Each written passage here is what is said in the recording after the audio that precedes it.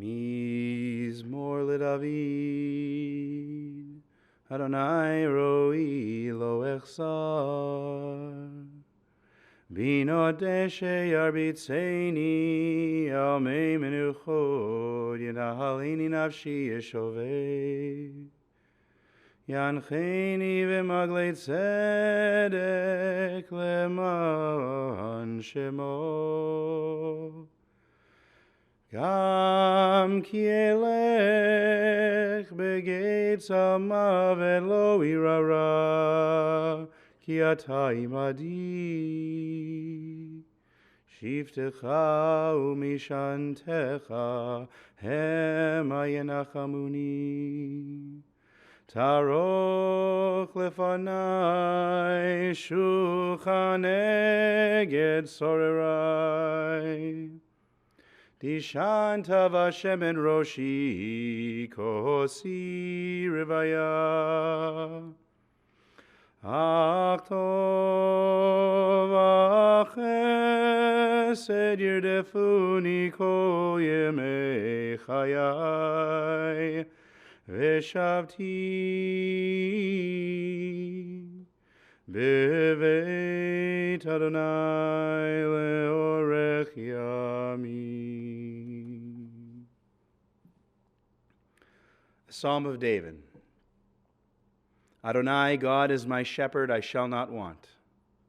God makes me lie down in green pastures, leads me beside the still waters, and restores my soul. Guides me on the right path, for that is God's nature. Though I walk in the valley of the shadow of death, I fear no harm, for you are with me. Your rod and your staff, they comfort me. You prepare a banquet for me in the presence of my foes. You anoint my head with oil, my cup overflows. Surely goodness and loving kindness shall follow me all the days of my life, and I shall dwell in the house of God forever. Good morning, everyone. Thank you for coming. We are here today to pay tribute to Frank Shiffman. Ephraim ben Aryeh Leib Halevi v'Chaya Rachel, the son of Louis and Katie Shiffman.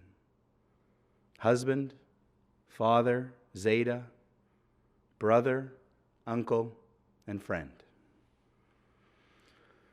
We are here to remember him and celebrate his life, to join our hearts together, to give comfort and strength to his family, and to say goodbye, paying him the ultimate respect in Jewish tradition of accompanying him to his final resting place. Frank passed away Tuesday evening, the 13th day in the Hebrew month of Kislev. He was 91 years old. He will be lovingly missed by his wife of 62 years, Myrna, his daughters, Leslie and Lisa, and sons-in-law, Jerry and Harry, his grandchildren, Lindsay and her husband, Mark, Jordan, Corey, and Zach, by his sister, Judy, and brother-in-law, Bert, as well as his sister-in-law and brother-in-law, Pearl and Mickey, and many nieces, nephews, and cousins. Frank was predeceased by his parents, Louis and Katie, his older brothers as well, Benny, Max, Dave, and Norman, Zichronam Livracha, all of blessed memory. Mourning is the price we pay for having the courage to love others. Intellectually, we know we are all destined to die. We share that with all who ever lived and all who ever will be. But emotionally, it is so difficult to say goodbye, to accept the loss of a dear relative or friend. Jewish tradition teaches us to embrace the immortality of our loved ones by affirming the death of an individual does not mean his end. The memories will continue to live on through us. The gifts of spirit our loved ones share with us can never be measured or weighed, nor can they be lost or tarnished by time. Even in our darkest hours, we know some of their light and their warmth will always be with us, bringing comfort and courage, and in the fullness of time, healing and peace. There are so many things for which Frank Shiffman will be remembered, and for which his reputation will endure. As the simplest, kindest man you'd ever meet, a man with a heart of gold, who was always happy, who really genuinely seemed to like everything, whose big belly laugh was infectious, whose sneeze could wake the dead. His trademark sneeze is always coming in threes. A true family man, the picture of love, warmth, and generosity, whose daughters could do no wrong. They remember even the simplest things, the simplest expressions of his love, like when as young girls they would bake cookies in the Easy Bake Oven, and they would watch their dad eat them all, enjoying every last bite. A man whose grandchildren, a Zeta, whose grandchildren were the epitome of his life. He never missed a hockey game or a dance recital of theirs, was always there to offer rides to lessons or other activities, or take them for an unforgettable lunch at Grapes or maybe A&W, who decorated the locker room at the condo like a store, taking them down there for regular shopping trips, chocolates, candy, and drinks, and who never missed an opportunity to crack them up with some of his famous sayings, like, "What do you say, Myrna?" when he was ready to leave, or "Anyway," instead of "anyway," or maybe the best one, "batteries." He didn't know anything about batteries. He knew lots about batteries. A man whose marriage is truly an inspiration, a model of teamwork, understanding, and cooperation. Frank and Myrna met through Frank's sister, Judy, and got engaged after just 4 dates in the winter of 1956, marrying the following August. They lived with her parents for a while, then a house on Inkster, and then built their own house on Hill House in Garden City, where they raised their family. They could have built that house in Tuxedo, I'm told, but they didn't, because, in Frank's words, "I'm an average working man. I don't live with doctors and lawyers."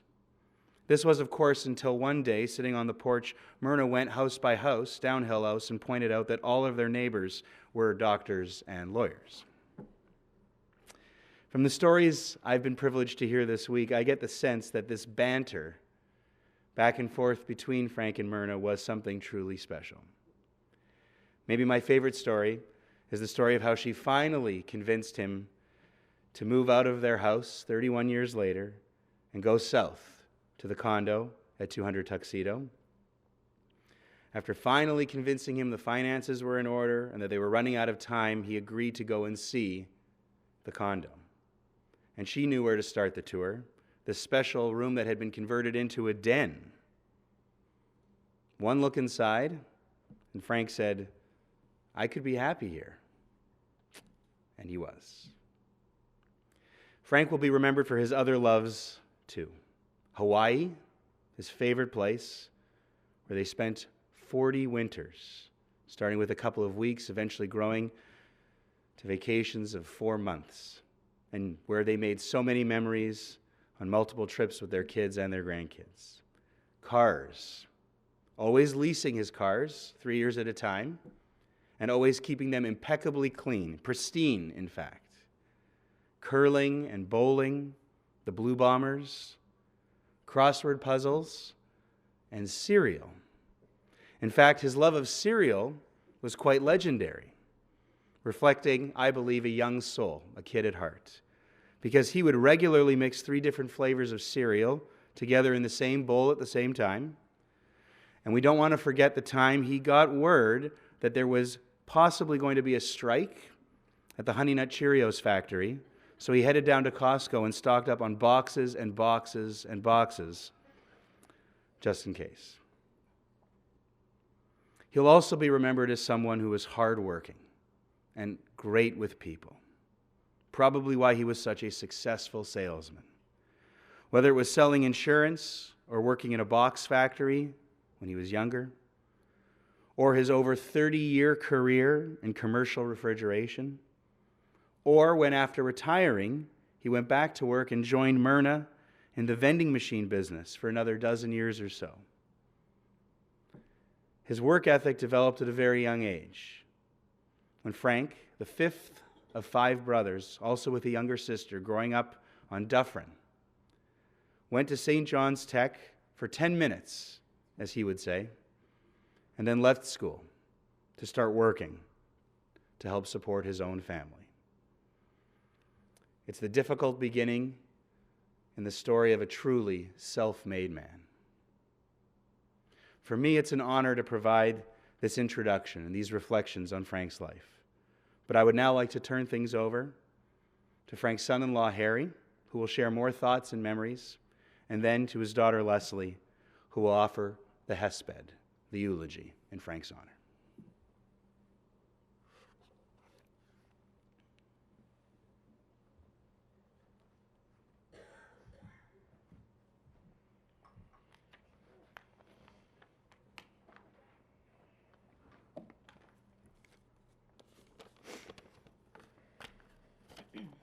Big enough? Imagine having a father-in-law that through almost 30 years of you being married to and dating his daughter, never once said or did anything that made you ever think that he wasn't 100% supportive of how Lisa and I were living our lives and raising 2 of his grandchildren. Well, that would describe my father-in-law, Frank Shiffman. His way was to support and encourage. That was the only way he knew. He was by far the best father-in-law I could have asked for. We were able to enjoy many of Sunday dinners, Rosh Hashanah, Passover dinners, as well as birthdays and anniversaries. We were also very fortunate to spend some great times in Hawaii as well. Most get-togethers would begin with a 3-finger pour of Crown Royal on the rocks. And boy, was he happy if there were some appetizers before we sat down for dinner. I just wanted to make sure everyone here understood the loving, caring man that my father-in-law was. And I hope he knew how lucky I felt having him in my life. I will leave the Frankisms up to Leslie to tell. Don't be sad that he's gone, but be grateful how he impacted your life the way he did and probably made you a better person simply just because you knew him. I'm going to do something now that might not or might be the way to do things, but here's a flask full of Crown Royal, and I actually hate Crown Royal. So as I take a sip and say, L'chaim, and rest in peace, you will not be forgotten. I just want to close with one thing that a friend of mine sent to me since Frank passed away. And she said, "Thank God your father-in-law has had a beautiful life. There just aren't words, since no matter how long someone's life lives, it's never long enough when they are so wonderful." Thank you.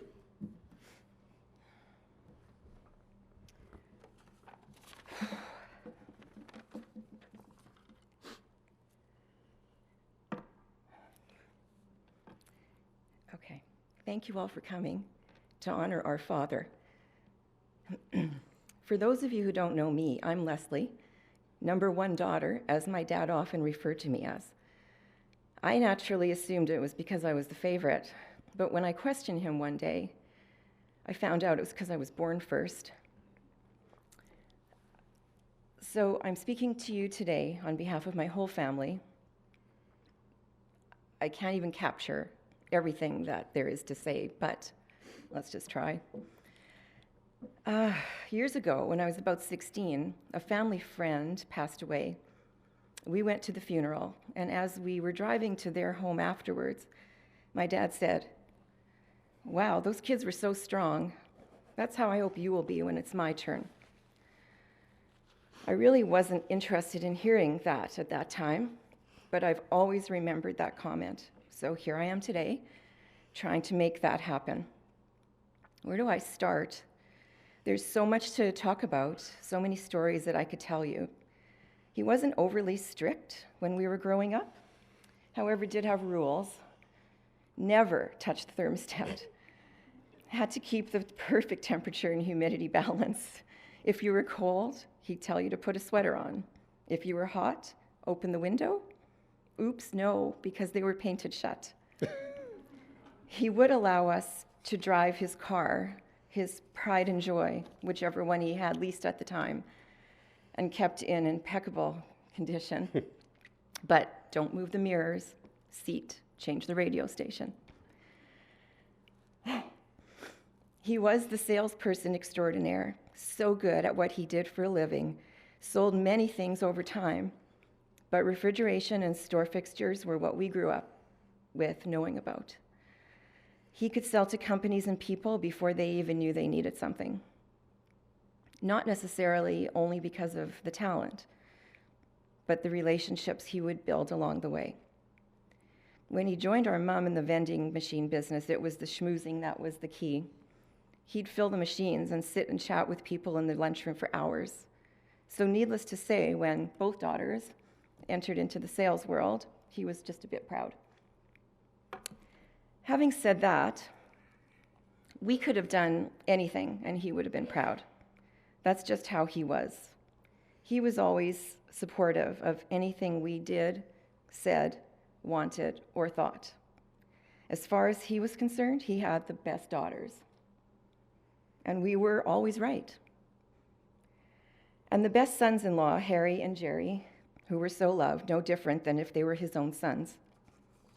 And then came the very best grandchildren. In fact, he once actually told me that if he knew grandkids were going to be so great, he would have had them first. I'd be remiss if I did not also make mention of the sweetest granddog, Leo, our little Yorkie, who would spin circles and shower kisses on every visit. My dad loved this little guy so much. Zeta, and later Zaid, as he was affectionately called, adored his grandchildren, and in turn were adored by them.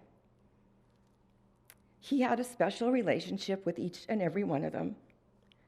These relationships evolved as our kids have grown up and became more and more cherished. Lindsay and Mark, Jordan, Corey and Zach, you all had the biggest cheerleader in your corner.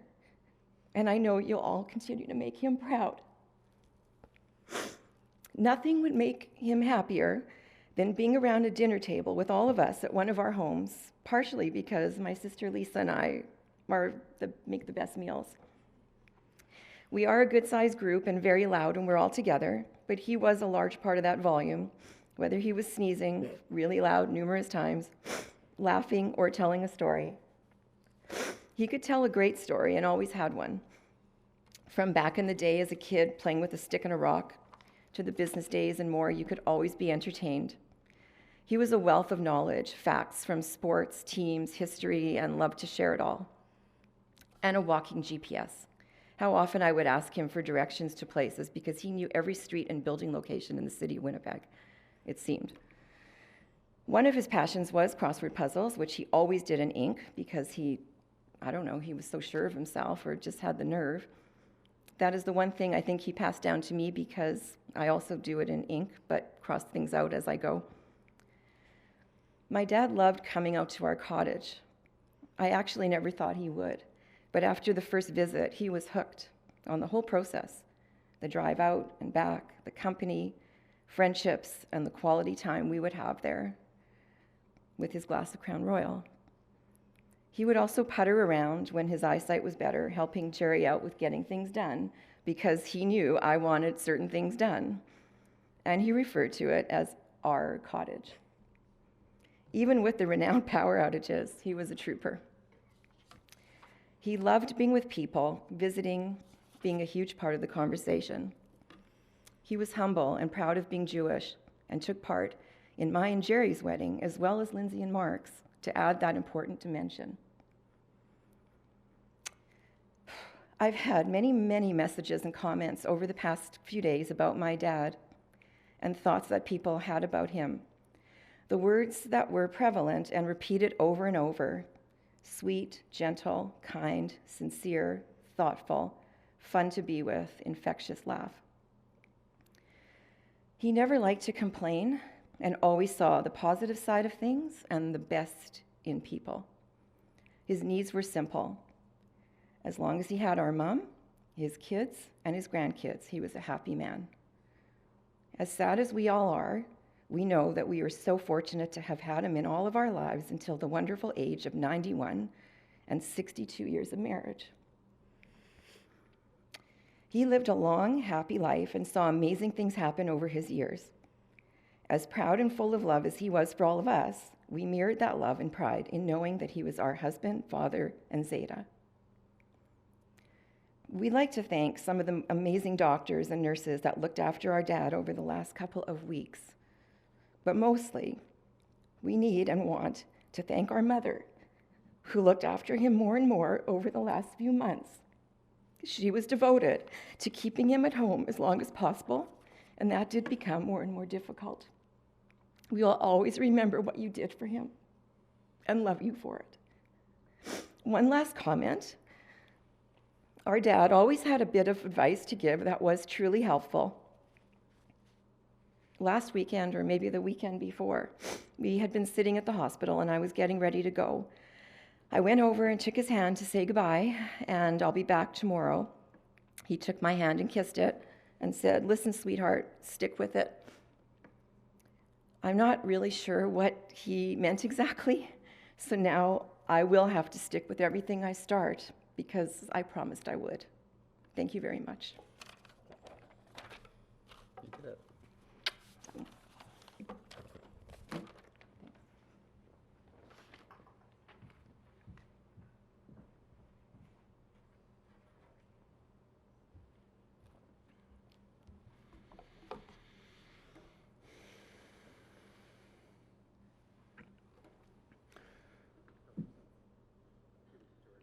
Thank you to Harry, and thank you to Leslie for these beautiful words and that beautiful eulogy in your dad's honor. I invite you all now to rise for the El Malei Rachamim prayer.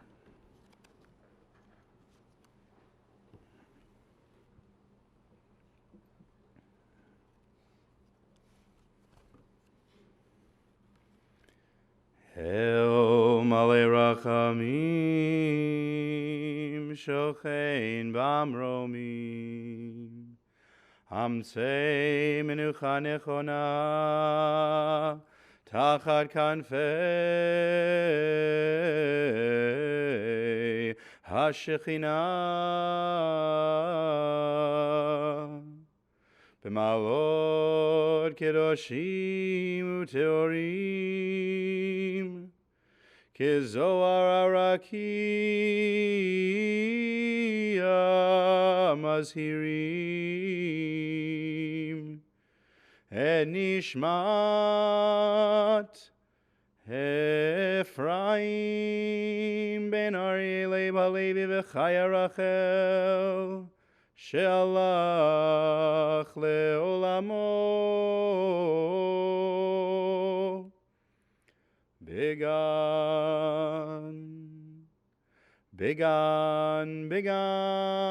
Eden Te Menuchato Anabal Harachamim Hastireu Beseter Kenafecha Leolamim tziror,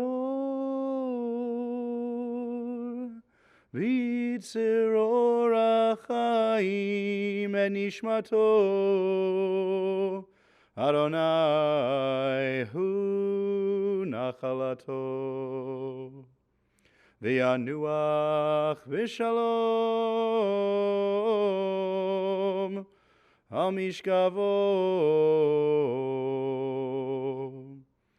v'nomar Amen.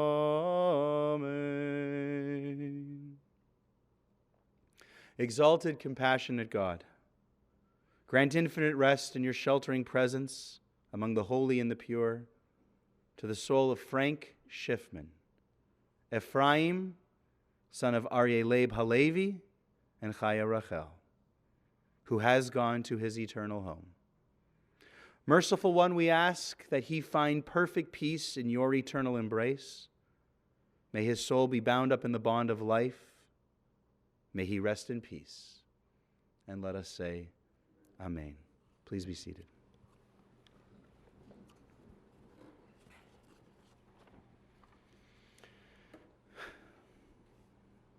Our service continues with a trip to the cemetery, Rosh Pina Memorial Park, as we continue the show of this act of true loving kindness and ultimate respect by accompanying Frank to his final resting place.